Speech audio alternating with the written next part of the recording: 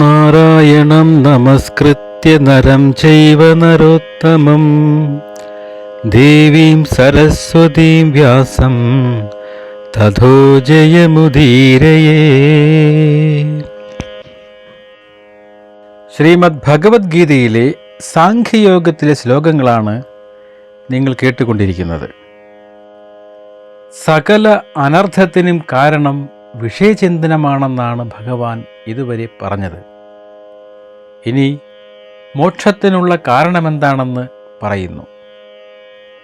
ശ്രീമദ് ഭഗവത്ഗീത സാഖ്യയോഗം ശ്ലോകം 64. ഈ ശ്ലോകം ഒന്ന് ചൊല്ലാം. രാഗദ്വേഷ വിയുക്തൈസ്തു വിഷയാനിന്ദ്രിയശ്ചരൻ ആത്മവൈശ്യർവിധേയാത്മാ പ്രസാദമധിഗച്ഛതി. രാഗദ്വേഷ വിയുക്തസ്തു വിഷയാനിന്ദ്രിയൈശ്വരൻ ആത്മവൈശ്യർവിധേയാത്മാ പ്രസാദമധിഗച്ഛതി. ഈ ശ്ലോകത്തിൻ്റെ പദങ്ങളുടെ അർത്ഥം ഒന്ന് നോക്കാം. രാഗം അടുപ്പം, ദ്വേഷം വെറുപ്പ്, വിമുക്തൈഹ വിമുക്തനായ ഒരാളാൽ, തു എന്നാൽ, ആയാലും എന്നൊക്കെ അർത്ഥം.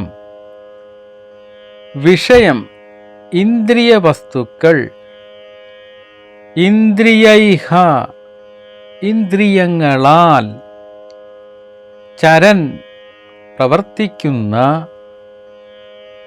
ആത്മവൈശ്യഃ ഒരാളുടെ നിയന്ത്രണത്തിൽ എന്ന അർത്ഥത്തിൽ, വിധേയാത്മാ നിയന്ത്രിത സ്വാതന്ത്ര്യം പിന്തുടർന്നവൻ എന്ന അർത്ഥം. വിഷയാൻ വിഷയങ്ങളെ, പ്രസാദം ശാന്തിയെ മനസ്സമാധാനത്തെ, അധിഗച്ഛതി പ്രാപിക്കുന്നു.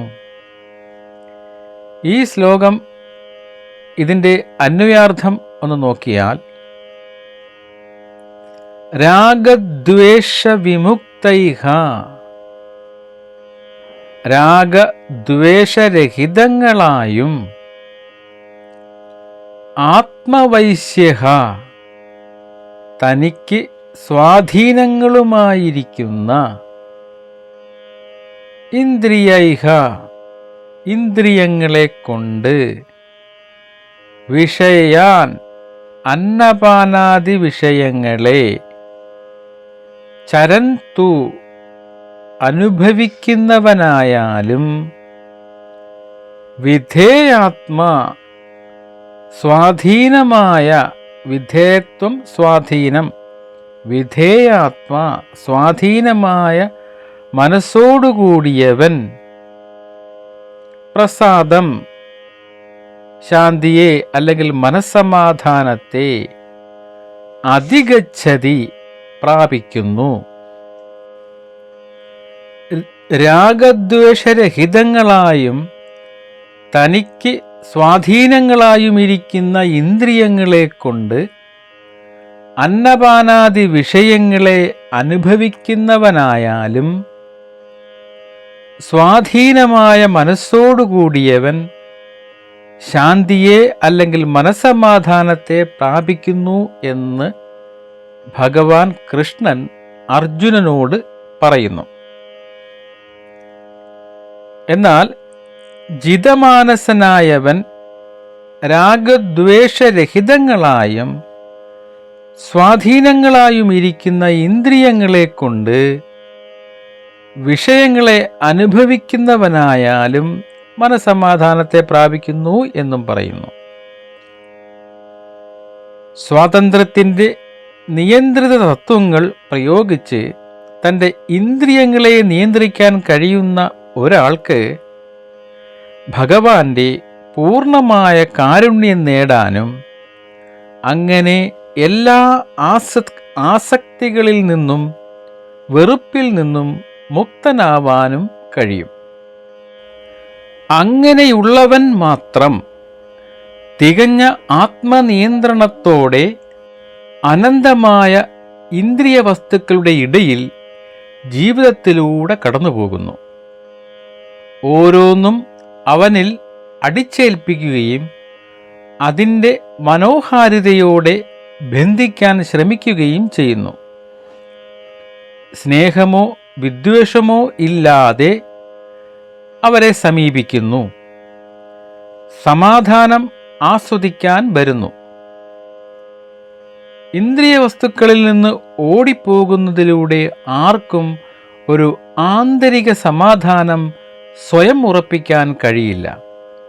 കാരണം ആന്തരിക അസ്വസ്ഥത ബാഹ്യലോകത്തിലെ ഇന്ദ്രിയ വസ്തുക്കളുടെ സാന്നിധ്യത്തെയോ അഭാവത്തെയോ ആശ്രയിച്ചിരിക്കുന്നില്ല.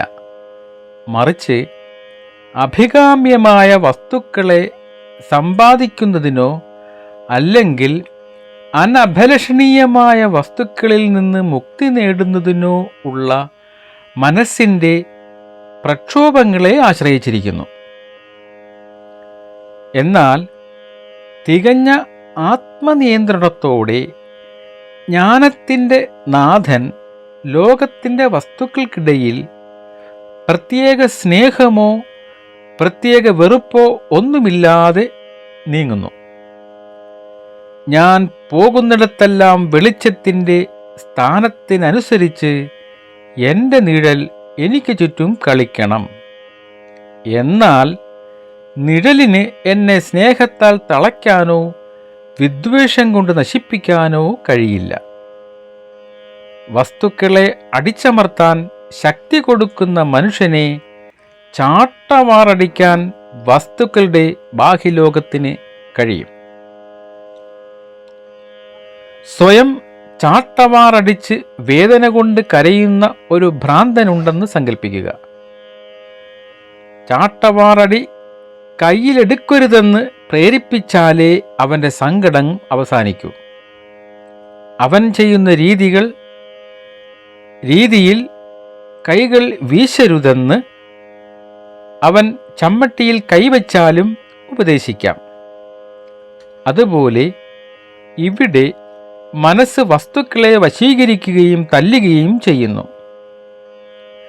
ആത്മനിയന്ത്രണത്തിൽ ജീവിക്കുന്ന ഒരു വ്യക്തി ആ വസ്തുവിനോടുള്ള വൈകാരികമായ വെറുപ്പിലൂടെയോ അല്ലെങ്കിൽ സ്നേഹത്തിലൂടെയോ ആ വസ്തുവിന് തന്നെ ഉപദ്രവിക്കാനുള്ള സ്വന്തം ജീവിതത്തിൻ്റെ ചലനാത്മകത നൽകില്ലെന്ന് ഒരു ഉപദേശമെന്ന നിലയിൽ പറയപ്പെടുന്നു. ചാട്ടവാറടി പ്രയോഗിച്ച് സ്വയം അടിക്കരുതെന്ന് ഭ്രാന്തനെ പഠിപ്പിക്കുമ്പോൾ അവൻ ചാട്ടയുടെ സങ്കടങ്ങളിൽ നിന്നും ഉടൻ രക്ഷപ്പെടുന്നു. അതുപോലെ ഈ രണ്ടു വശങ്ങളിൽ ഒരു മനസ്സ് പരിശീലിക്കപ്പെടുമ്പോൾ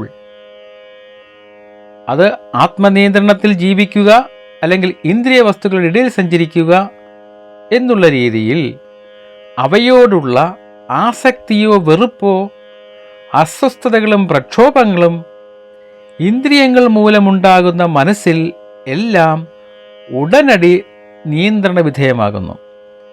മനസ്സിൻ്റെ ഈ അവസ്ഥയെ ശാന്തത അല്ലെങ്കിൽ ശാന്തി എന്ന് വിളിക്കുന്നു. എല്ലാ മതങ്ങളിലെയും ഓരോ പൂജയ്ക്ക് ശേഷമുള്ള മധുര വിതരണത്തിൽ ഇത് പ്രതീകാത്മകമായി പ്രതിനിധീകരിക്കുന്നു. ഹിന്ദുക്കൾക്കിടയിൽ പ്രസാദമെന്ന് ഇത് വിളിക്കപ്പെടുന്നു. അതായത് ആചാരസമയത്ത് തികഞ്ഞ ആത്മനിയന്ത്രണവും ദൈവചിന്തയും ശീലമാക്കിയ ഒരാൾ അവൻ്റെ പ്രവർത്തനത്തിൻ്റെ ഫലമായി ആത്മീയ കൃപ അല്ലെങ്കിൽ ദിവ്യ സമാധാനം അല്ലെങ്കിൽ ഈശ്വര പ്രസാദം എന്ന് വിളിക്കപ്പെടുന്ന ഒരു ശാന്തതയിൽ മനസ്സ് ആസ്വദിക്കുന്നു. ഇവിടെ ഒരു വേദാന്തിയെ സംബന്ധിച്ചിടത്തോളം പ്രസാദം മാനസിക ശുദ്ധീകരണമാണ്. ആ മനസ്സ് ശുദ്ധമായി കണക്കാക്കപ്പെടുന്നു. അത് സ്വയം ഏറ്റവും കുറഞ്ഞ ഇന്ദ്രിയ അസ്വസ്ഥതകൾ അനുഭവിക്കുന്നു. ആത്മനിയന്ത്രണത്തിൽ ജീവിക്കാൻ പഠിച്ച് ഇന്ദ്രിയ വസ്തുക്കളോട് ഏറ്റവും കുറഞ്ഞ ആസക്തിയിലോ വെറുപ്പോ ഉള്ള ആത്മാവിൽ ജീവിക്കാൻ സ്വയം പരിശീലിച്ച ഒരാൾക്ക് ഇന്ദ്രിയ വസ്തുക്കളുടെ ഫലശൂന്യത കാരണം ഏറ്റവും കുറഞ്ഞ അസ്വസ്ഥതയാണ് ഉണ്ടാകുന്നത്. അവനെ അതുവഴി അവൻ്റെ മനസ്സ് യാന്ത്രികമായി കൂടുതൽ കൂടുതൽ ശാന്തവുമാകുന്നു. ആത്മീയ ജീവിതത്തിൻ്റെ ഉദ്ദേശ്യങ്ങൾക്കായി ശുദ്ധമായ പ്രസാദമായി അത് കണക്കാക്കപ്പെടുന്നു.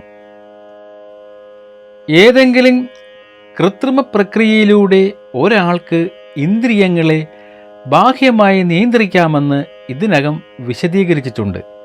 എന്നാൽ ഇന്ദ്രിയങ്ങൾ ഭഗവാന്റെ അതീന്ദ്രിയ സേവനത്തിൽ ഏർപ്പെട്ടില്ലെങ്കിൽ വീഴാനുള്ള എല്ലാ സാധ്യതയും ഉണ്ട്.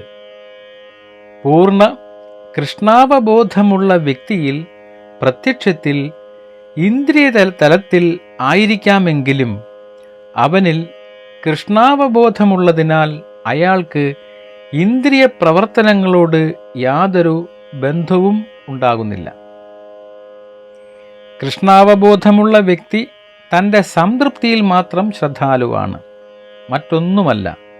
അതുകൊണ്ട് അവൻ എല്ലാ ആസക്തികൾക്കും അതീതനാണ്.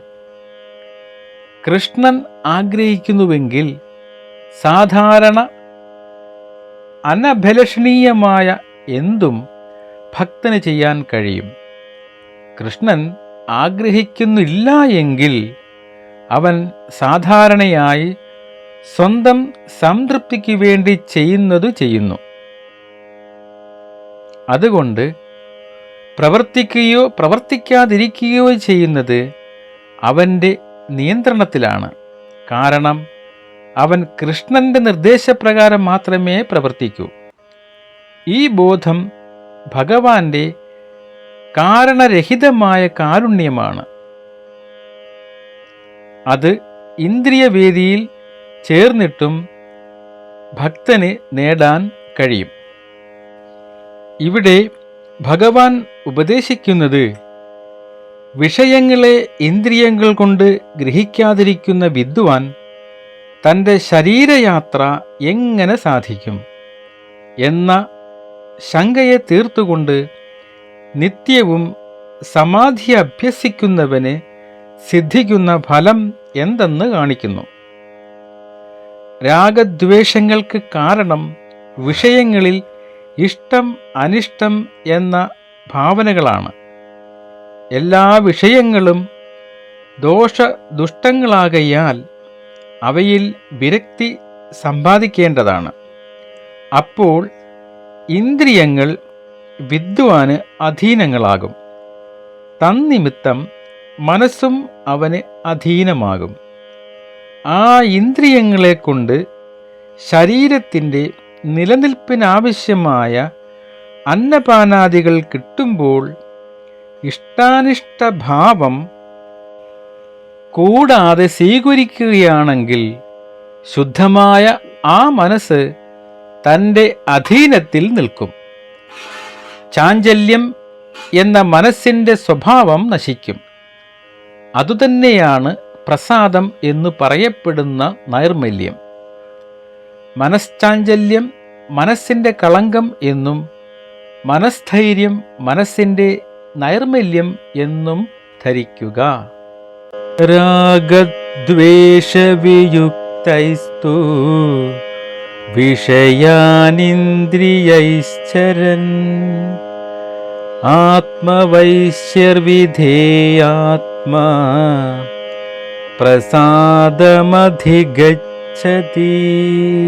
ഓം പൂർണ്ണമദ പൂർണ്ണമിദം പൂർണ്ണാത് പൂർണ്ണമുദച്യത്തെ പൂർണ്ണമുദച്യത്തെ പൂർണ്ണസ്യ പൂർണ്ണമാദായ പൂർണ്ണമേവാവശിഷ്യത്തെ.